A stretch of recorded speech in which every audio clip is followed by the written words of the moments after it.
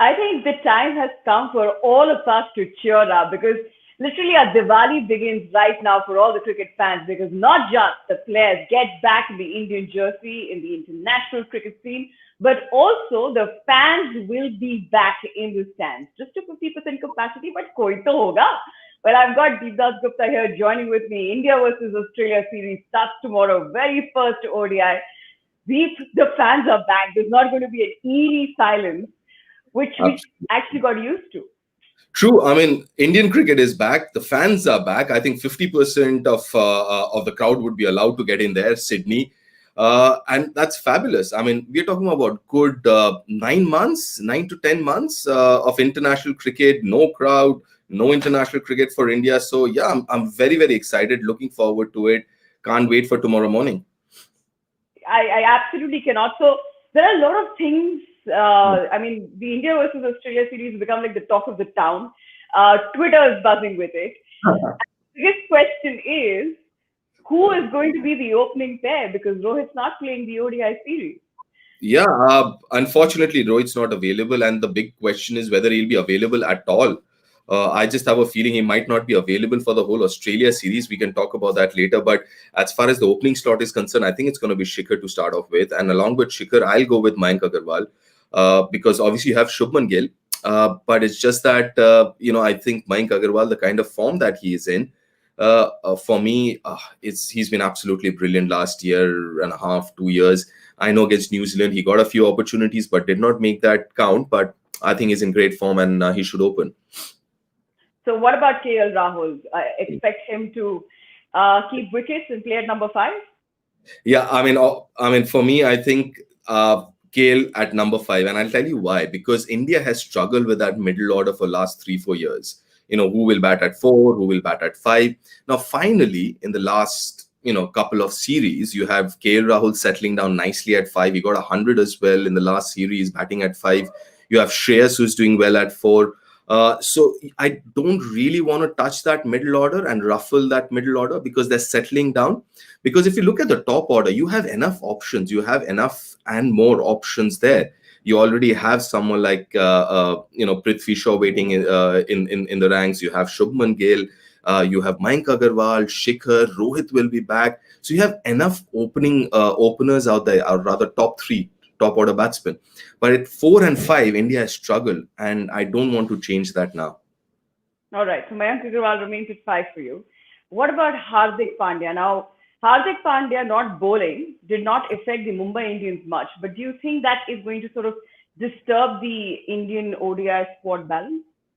To a certain extent, yes, Ridhima, because listen, it did not affect MI because they had a Krunal Pandya all-rounder. You had a Karen Pollard who could bowl a couple of overs. On his day, could bowl 4 overs, in the top 5. So the problem with the Indian side is you don't have anyone. If Hardik does not bowl, you don't have anyone who could give you a couple of overs or in terms of 50 overs can give you 4-5 overs in the top 6. If Hardik is playing as a batsman, now that becomes a little bit of an issue. But having said that, the other thing that India has, I wouldn't say struggle, but area of concern is the power hitting part. In the fag end of the innings, and that's where I think Hardik comes in as a batsman as well. He's done it before. He's played as I won't say as a batsman, but he's batted at number 4 before for India, so he knows how to bat in 50 overs cricket. But the interesting part is how will he adjust himself as a batsman? I think this is for the first time he's going to play for India as a batsman, not as an all-rounder, and that would take some mental adjustment. Right. Now, since we've already sort of touched the bowling side of things, Yuzvinder Chahal had a fantastic IPL, and Kuldeep Yadav sort of. Yeah. Do you see the Kulcha Jodi back? We've also got, yeah. Go on. Yeah. So we've got a couple of options there. Do you see Yuzi and Jadeja? Navdeep Saini is there in the ranks. So what is a bowling combination? See, I don't see more than 2 spinners. And now the biggest challenge is, even though I would want Kuldeep and Chahal to play together, but unfortunately you can't afford 2 wrist spinners because Hardik is not bowling. So you have to play Jadeja. Jadeja is the only all-rounder that you have. So he comes at 7, right? And then you have 4 bowlers, and 4 bowlers, unfortunately, apart from Shardul, you don't have anyone who can bat batter bit, right? So for me, it'll be Chahal, the out and out spinner, Jadeja, the all rounder, and then you have three seamers in Shami, Bumrah, and Navdeep Saini. Okay. All right. So that's your bowling combination there. We've got a couple of fans, many fans have tuned in who are absolutely asking for that one thing, which is what is the update on Rohit? Now, since at the beginning of the show you told me that you're going to touch on it later, I think now is a good time. Tell us Yeah. what is happening with Rohit Sharma because he's Hmm. become the talk of the town. Yeah, I mean, because there's so much happening around Rohit, whether it's him being available, the captaincy issue, and everything else. And that's where I think, obviously he's not part of the Australian side right now. He won't be available for the first two test matches. Now, my point is, it seems to me highly unlikely that he'll be available for the whole series, even though I would love to see him there. I would love to see him bat even for test matches in the absence of Virat Kohli, especially. But you know what? He will still have to go through those 14 days of institutionalized quarantine. And that can be very, very challenging for an individual. As a team, you're there with what, 40, 35, 40 plus support staff and, the other staff and everything else, maybe around 50, 60 people there. As a group, you can manage, and they were allowed to practice. Now, alone, Rohit will not be allowed to practice because he'll be there alone. So I don't know how this will pan out. So I somehow have a feeling that Rohit will not be available right through this series. We will only get to see him maybe in the next series. Okay, all right. So there we've got a slight answer to that. We've got, since we're talking about the Indian squad, I'm quickly going to take some questions here before we Yeah. move on to the Australian squad.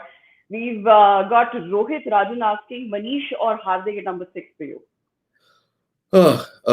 That's a tricky one and a good question because Hardik's done phenomenally well, but in IPL. So IPL, it's like 20 overs. We're talking about 50 overs. Hardik batting in the last 20 balls would be different than batting the last 10, 15 overs in a 50 over game. That is a possibility. But having said that, I would like to see Hardik to start off with and see how he manages his role just as a batsman and as a finisher. Because I think he's a proper finisher. And along with him, you always have Jadeja. Jadeja also has been brilliant with the bat in the last couple of years. So I want to see them together at 6 and 7 finishing off games for India, and see where it goes. And maybe later, if this doesn't work out, you definitely have Manish.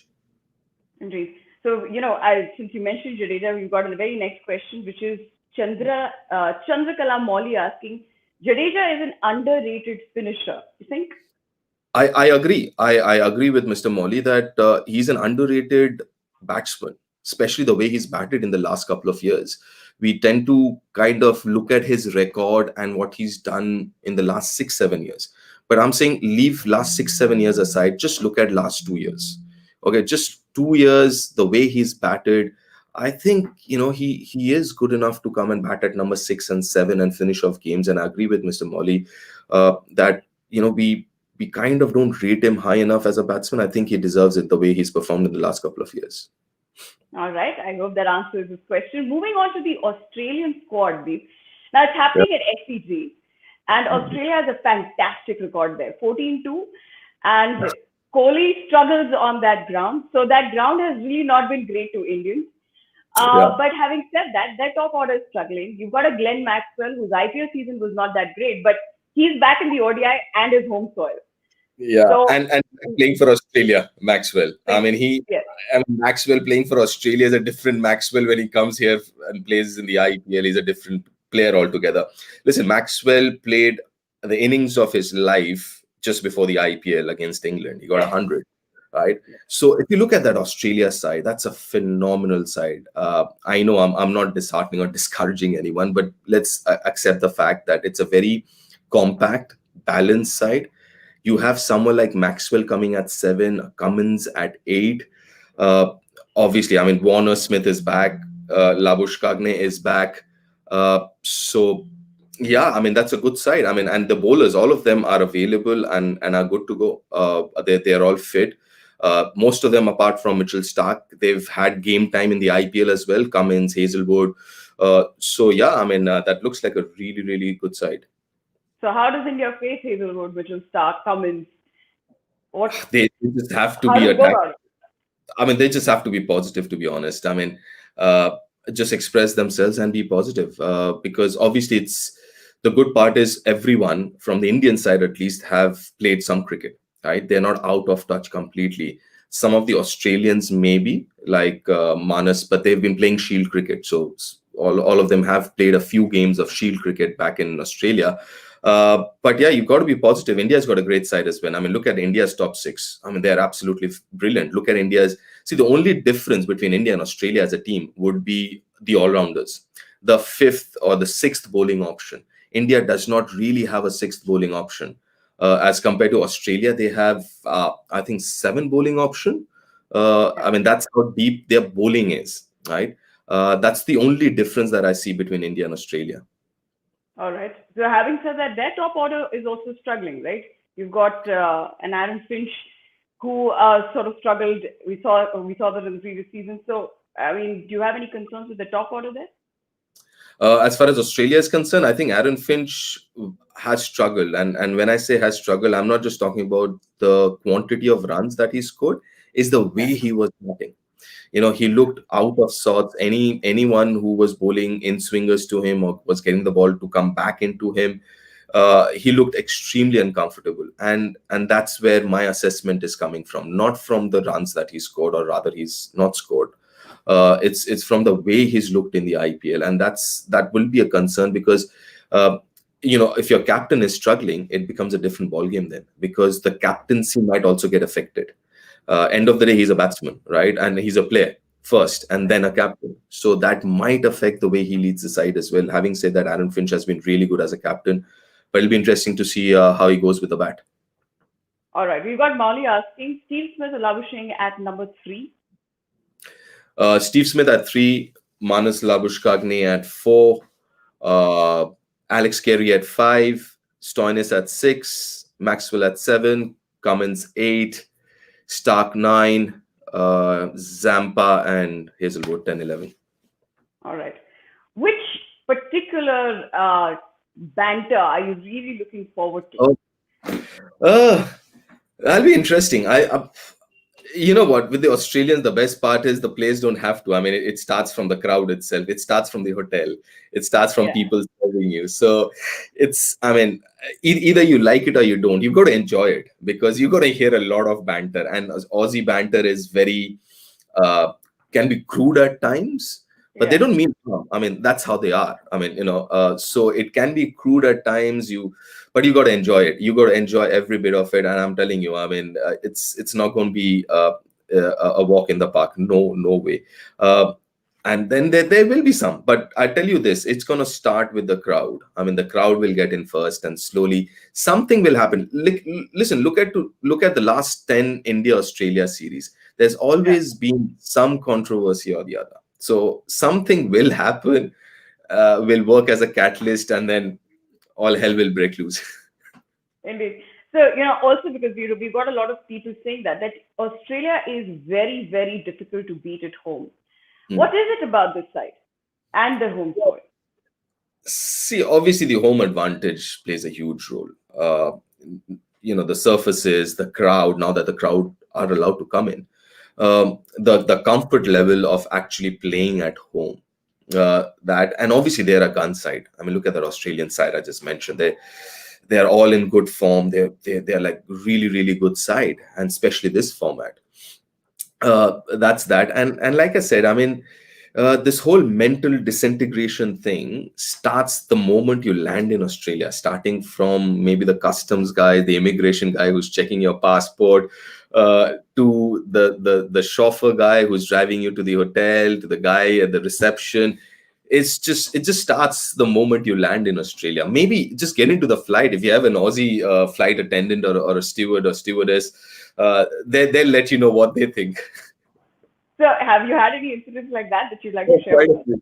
quite a few, and initially I did not know how to take it. I did not know how to handle it, and some of them are funny as well. Some of them uh, uh, are very, very genuine and very creative, and you've got to enjoy it. So initially I was a little taken aback, but then I was told, you know what, this is how it's going to be. You might as well enjoy this. So yeah, you enjoy it, and you appreciate the creativity side of it as well.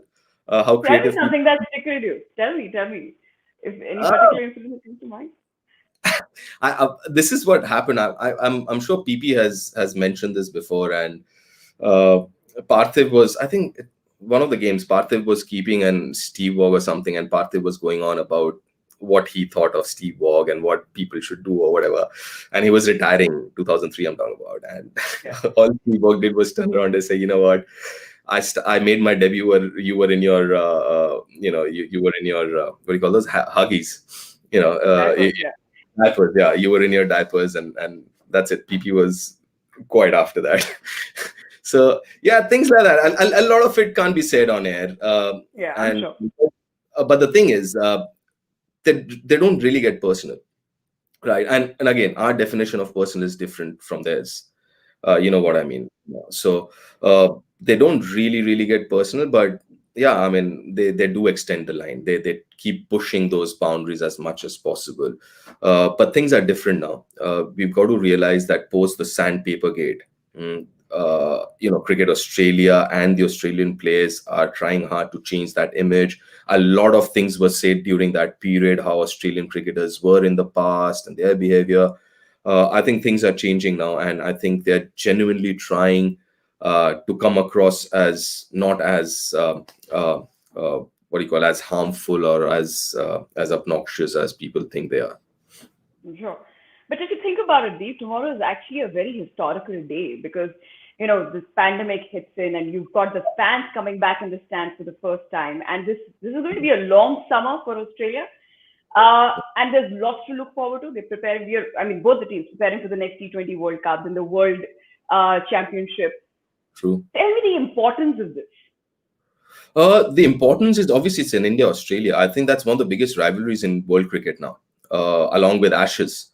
I think it's one of the biggest rivalries, and it's a great start for international. I mean, even the international cricket is happening, but it's a great start that two top nations are playing against each other. Two top rivalries are playing against each other, and it's going to be great. And as you mentioned, the other important thing is how do you, as an international team, play in a bubble, get used to playing in a bubble, right? Because that's again a big thing, because almost everyone who was part of the IPL, which is like what 70-75% of the players involved in this series, they've gone from one bubble to the other, and then as soon as the Australia series finishes, then you're looking at another bubble, the England series, and then again an IPL or something. So I think the other important thing is how players adjust to the bubble. That's again a huge mental challenge, that they will need to figure out.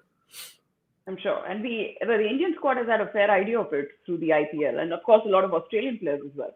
Yeah, So yeah, yeah, looking forward to that. Tell me about the pitch and the weather. I heard it's freaking hot in Australia, about 38 degrees is what I'm guessing. I just saw yeah. the weather. Yeah, but the good part about Sydney is that you do have stands, but you have wind blowing through. The stands aren't too high. Sydney can be hot. The worst part is because of the ozone layer or lack of pollution and all. The sun hits you. It's very harsh. The sun itself. One of the few countries that I've seen, they actually have sunscreen. Even in the stands, they have sunscreen. Like we have sanitizers now everywhere we go. They always Yeah. used to have sunscreen, these huge cans of sunscreens lying around, and they would keep announcing, urging people to put sunscreen on, because that can get really dangerous at times. And I mean, the sun itself is very harsh. Even though Sydney can be a little more humid than most of the other venues, but the sun can be really harsh, and especially, listen, it's a 8 o'clock start, which is afternoon there, but I'm talking about test matches in the afternoon around that 11, 12 to 2 o'clock. That can be bad. Yep. They fall on that side of the earth where the ozone layer is very thin. So I think skin cancer is a bit of an issue there. But what is the Yeah. projected score that you're looking forward to? I'll be asking you that again tomorrow, but let's Yeah. hear it. I just have a feeling that because it's the first game after a while, both the teams might be a little circumspect and a little conservative in how they approach. So maybe another, maybe looking at 260, 270, 75-ish is what I'm looking at. Okay. All right. So that is the projected score. We've got, yeah, No, I just saw a question. I think that's a very good question. please go Gaurav ahead. asking, does crowd help big players to perform better? Yeah. For some people, I think it does. I just have a feeling players who look at themselves as entertainers, I think some people they feed off that That energy from energy. the crowd. And I just have a feeling Virat is one of those players. He loves the crowd being there, the noise, the energy. Uh, and this is what I think. Maybe I'm completely off the mark here, but I just have a feeling that Virat without crowd and Virat with crowd would be a different player. Okay. Extending that, we've got Pavitra asking, how does he tackle Zampa? Good question. Something that he hasn't done successfully in the past. Uh, Yeah. Listen, I think because it's a 50 over game, he's not in a rush to play shots. He can take his time against Zampa. And that's what I think he will do. I think he will take a little more time than usual, and it's a 50 over game. And like I said, I think both the teams will be a little more conservative how they approach the first game. Having playing after so long as a team, and that to 50 overs because everyone's used to the 20 over format. Suddenly you're playing. You know what happens is once you're used to the 20 over format, and suddenly you're playing 50 after 20 overs, like oh my god, you got 30 more overs to go. Yeah. So as a player you're like, you know what, hold on, it's a 50 over game, it's not 20, so just hold on to your horses, be a little more patient. So I think keeping everything in mind, I think both sides would be a little more conservative going into the first game. Okay. All right, Dee. With that, you're playing 11 for tomorrow. My playing 11 for India would be uh, uh, Shikhar Dhawan, Mayank Agarwal, Virat, Shreyas Iyer, uh, KL Rahul, Hardik Pandya, Ravindra Jadeja, Shardul Thakur. Now, why I'm saying Shardul Thakur ahead of Natarajan, because I just have a feeling, even though I would love to see Natarajan make his debut, but Hmm. you need somebody who can bat a bit at number 8. And that's where I think I will prefer Shardul over someone like Natarajan. So my number 8 is Shardul. 9, 10, 11 will be Shami, Bumrah, and Yuzi Chahal. All right. That is your playing 11 and predictions. Well, Michael Clark said that it's going to be a clean sweep. Do you agree? I don't think it's going to be a clean sweep. I think it's going to be a very interesting series. Obviously, India will miss the services of Rohit Sharma. No two ways about it. He's one of the best in the world in white ball cricket. We'll miss him, but I don't think it's going to be a clean sweep. I mean, yeah, I mean Clarky's being Clarky. That's all right. So for tomorrow, India makes a good debut after the pandemic, or I Australia think loses? so. I think so. I think it'll be a good game. I think it'll be a good game. I think it'll be a game where both the sides will be judging each other, would be judging themselves as well, what kind of shape they are in as far as 50 over cricket is concerned, and also judging the opposition. But yeah, I mean, I think Australia, because of their depth, because of both their bowling and batting depth, might play a little more freely as compared to India, who are like out and out 6 batsmen, 5 bowlers, that way. So I think Australia that way is obviously, and it's their home, so they're better positioned, both as a Yeah. team, as a fact that they're host. Perfect. Thank you so much for joining in, Deep. I'm going to see you tomorrow as well, for sure. And Yeah. all I can say is that as a fan of cricket, I am really looking forward to the players being back in their jerseys. And of course, you've got the fans in the stands. So these two entities is what is going to make my day. And I'm sure all of you are looking forward to that. Really, really good series starting on tomorrow, India versus Australia. See you tomorrow right before the match.